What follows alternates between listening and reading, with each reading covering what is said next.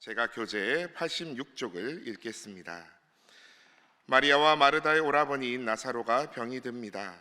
이에 마리아와 마르다가 예수님께 사람을 보내 치료해 주시기를 요청합니다. 예수님께서는 이 이야기를 들으신 후 계시던 곳에 이틀을 더 머무시고 발걸음을 옮기십니다. 예수님께서 도착하셨을 때 나사로는 이미 죽어 무덤에 장사되었습니다.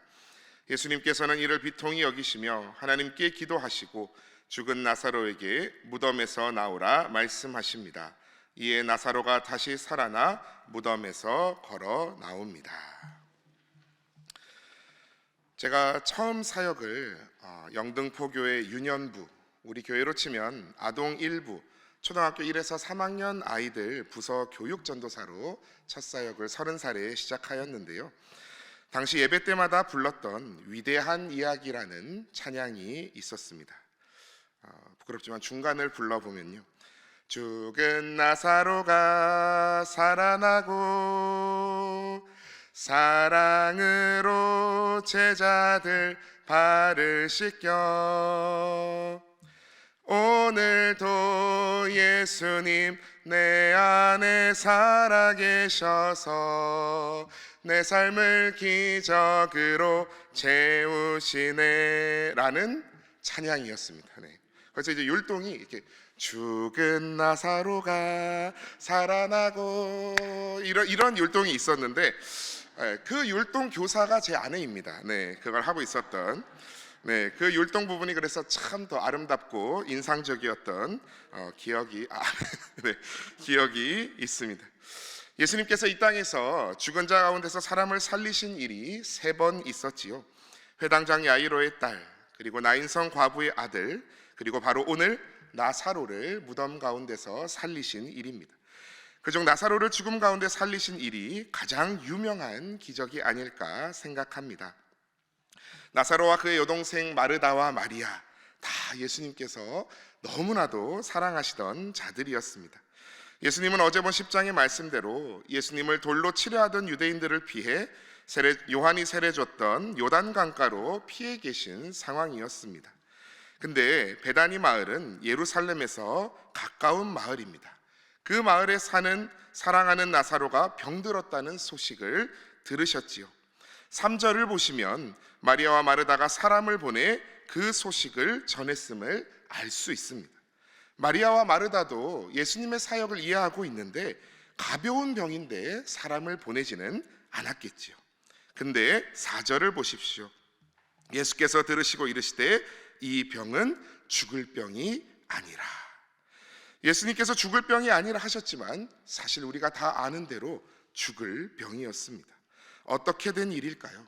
이 구절을 원어로 보면 사실 이 병은 죽음을 향하여 있지 않다라는 표현에 더 가깝습니다.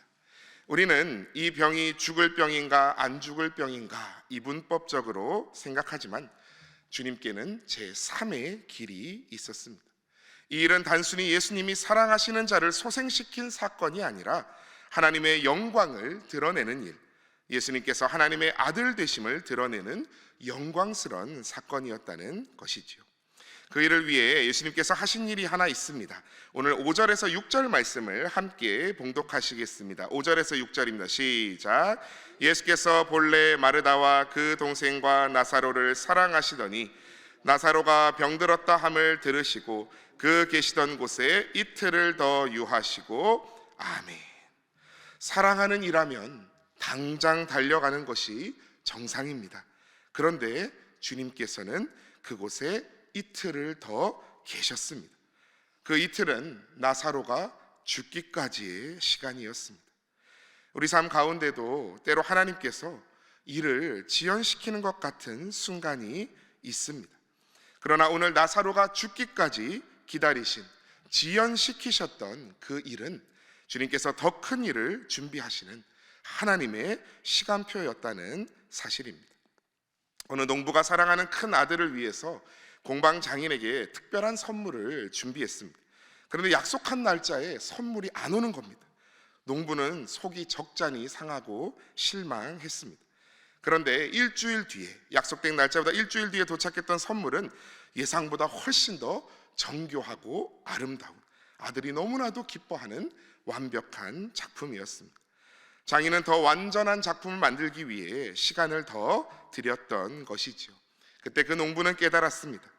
지연은 무능이 아니라 더 좋은 것을 준비하는 시간일 수 있구나. 사랑하는 신일의 성도 여러분, 하나님의 지연하심은 하나님이 우리를 잊으셨기 때문이 아닌 줄 믿습니다. 더 크고 놀라운 일을 준비하시기 위함입니다. 그래서 오늘 첫 번째 기도 제목은 하나님의 때를 기다릴 줄 아는 성도 되게 하소서라고 기도하시겠습니다. 하나님의 때를 기다릴 줄 아는 성도 되게 하소서. 그렇게 기다리셨던 예수님께서는 나사로가 죽었음을 아시고 베다니로 출발하십니다. 11절 말씀 보십시오. 이 말씀을 하신 후에 또 이르시되 우리 친구 나사로가 잠들었도다. 그러나 내가 깨우러 가노라. 제자들은 잠들었으면 괜찮겠네요 주님 이러고 있고, 도마는 또 그곳에 가면 유대인이 또 돌로 칠 수도 있으니 우리도 주와 함께 죽으러 가자 하면서 마치 그 범죄와의 전쟁 영화처럼 들어가자 하는 식으로 도마가 주님과 함께 가자 이러고 있습니다. 예수님의 핵심 포인트를 다 놓치고 있는 제자들의 모습을 보면서 저도 때론 주님을 따른다 하면서 이러고 살고 있지 않나 반성하게 됩니다. 그렇게 이제 베다니로 돌아와 보니 이미 나사로가 무덤에 있은 지 나흘이 흘렀습니다. 마르다가 예수님을 맞이하러 와서 말합니다. 21절 말씀입니다. 마르다가 예수께 여짜오되 주께서 여기 계셨더라면 내 오라비가 죽지 아니하였겠나이다. 나중에 만났던 마리아도 동일하게 말합니다. 32절 말씀 주목해 보십시오. 마리아가 예수 계신 곳에 가서 배웠고 그 발 앞에 엎드려 이르되 주께서 여기 계셨더라면 내 오라버니가 죽지 아니하였겠나이다 하더라. 이 말 속에는 분명 주님께서 계셨더라면 내 오빠가 죽지 아니했을 것이라는 믿음이 들어 있습니다. 그런데요, 과거형 믿음입니다. 그때 오셨다면, 그때 주님이 계셨더라면, 그때 고쳐 주셨더라면 아마 상황을 알았다면 더 했겠죠. 아니 예수님, 제자들에게 들어보니 이틀을 거기 더 지체하다가 오셨다고요? 왜 당장 오시지 않으셨나요? 더 눈물이 터졌을 겁니다. 그러나 예수님께서는 그들의 믿음을 지금으로 불러 오십니다. 24절에서 마르다가 대답하지요. 마르다가 이르되 마지막 날 부활 때에는 다시 살아날 줄을 내가 아나이다. 그러나 예수님께서 말씀하십니다. 우리 25절에서 26절 말씀을 함께 봉독하겠습니다. 25에서 26절입니다. 시작. 예수께서 이르시되 나는 부활이요 생명이니 나를 믿는 자는 죽어도 살겠고 무릇 살아서 나를 믿는 자는 영원히 죽지 아니하리니 이것을 내가 믿느냐? 아멘. 예수님께서는 상황이 아니라 언젠가가 아니라 지금 믿으라고 말씀하십니다.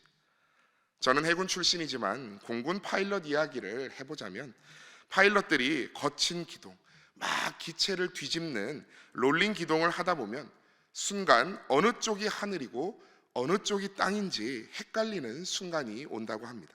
그때 몸의 감각은 이쪽이 하늘이라고 생각이 들어도 계기판이 그쪽은 땅이라고 가리키고 있다면 계기판을 의지해서 기체를 바로 잡아야 한다고 합니다. 믿음은 보이는 상황을 따르는 것이 아니라 말씀하시는 주님의 음성을 따르는 것인 줄 믿습니다. 예수님께서는 오늘도 우리에게 물으십니다. 내가 이것을 믿느냐? 27절에 위대한 고백이 나오지요. 이르되 주여 그러하외다. 주는 그리스도시요 세상에 오시는 하나님의 아들이신 줄을 내가 믿나이다. 맨날 일만 하는 줄 알았던 마르다가 거의 베드로의 신앙 고백급의 위대한 고백을 남깁니다. 여기서 두 번째 기도 제목입니다. 오늘도 부활이요 생명 되시는 주님을 의심 없이 믿게 하소서. 오늘도 부활이요 생명 되시는 주님을 의심 없이 믿게 하소서.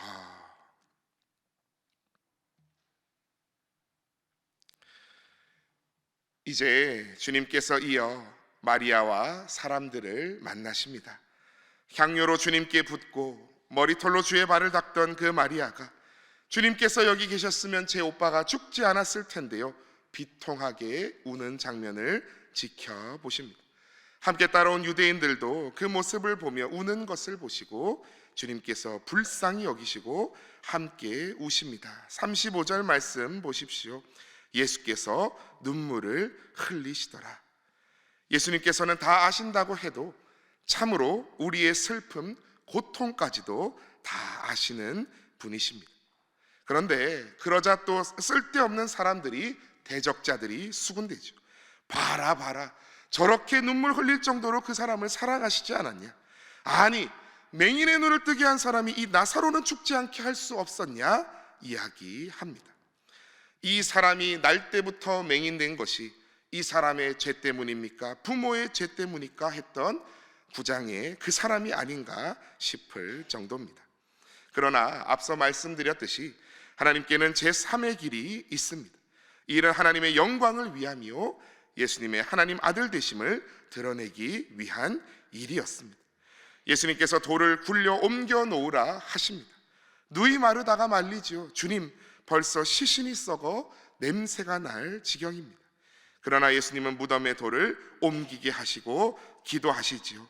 41절 말씀 보십시오. 돌을 옮겨 놓으니 예수께서 눈을 들어 우러러보시고 이르시되 아버지여, 내 말을 들으신 것을 감사하나이다. 항상 내 말을 들으시는 줄을 내가 알았나이다. 그러나 이 말씀 하옵는 것은 둘러선 무리를 위함이니 곧 아버지께서 나를 보내신 것을 그들로 믿게 하려 함이니이다. 아멘. 그리고 큰 소리로 나사로야 나오라 부르십니다. 죽은 자가 움직여 나옵니다. 얼마나 경악스러운 순간이었을까요?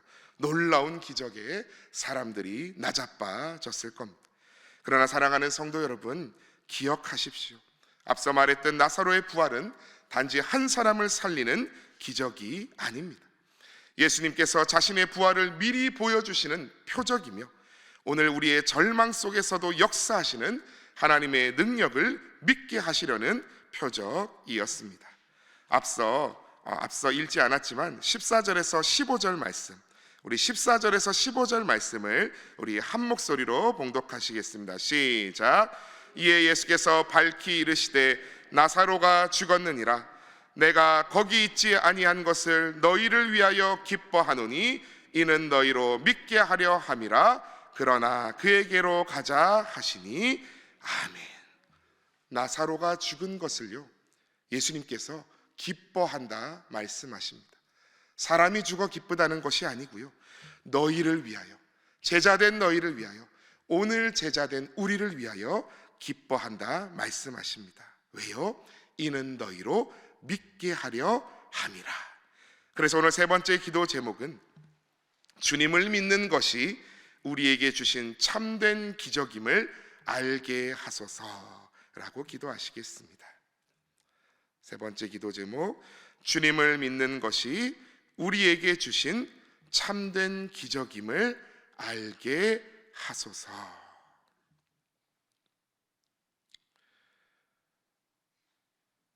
주님을 믿는 것이 우리에게 주신 참된 기적임을 알게 하소서. 그 어떤 기적보다 놀라운 기적은 하나님의 아들께서 보좌 우편 버리시고 이 땅에 나를 위해 오셨다는 것입니다. 죽은 자가 살아난 것이 기적이 아니라요, 그분께서 나를 위해 십자가에 달리셨다는 것, 그것이 가장 기적인 줄 믿습니다.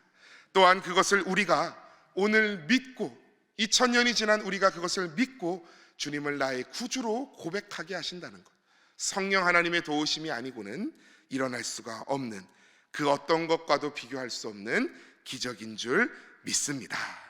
오늘 우리의 삶에 무덤과 같은 자리가 혹 있습니까? 예수님은 그 자리에서 오늘도 말씀하십니다. 믿으면 하나님의 영광을 보리라. 오늘도 믿음으로 승리하시는 저와 여러분 다 되시기를 주님의 이름으로 축복합니다. 이 시간 우리 함께 기도할 때에 앞서 나눈 세 가지 기도 제목 놓고 기도하기 원합니다. 첫 번째로는 하나님의 때를 기다릴 줄 아는 성도 되게 하소서. 두 번째로는 오늘도 부활이요 생명 되시는 주님을 의심 없이 믿게 하소서 기도하시고, 마지막 세 번째로 주님을 믿는 것이 우리에게 주신 참된 기적임을 알게 하소서 기도하여 주시고, 오늘도 모든 신의 성도들 가정마다 일터마다 울타리쳐 지켜주시길 기도하여 주시고, 세계 열방의 선교사님들 위해서, 또 오늘 촬영 일정으로 말씀 선교에 힘쓰시는 위임 목사님 위해서 기도해 주시고, 또 각자의 소원하시는 모든 기도 제목들 놓고 이 시간 함께 주님 이름 외치며 기도하며 나아가시겠습니다. 주여 믿습니다. 주여 믿습니다. 주여 믿습니다.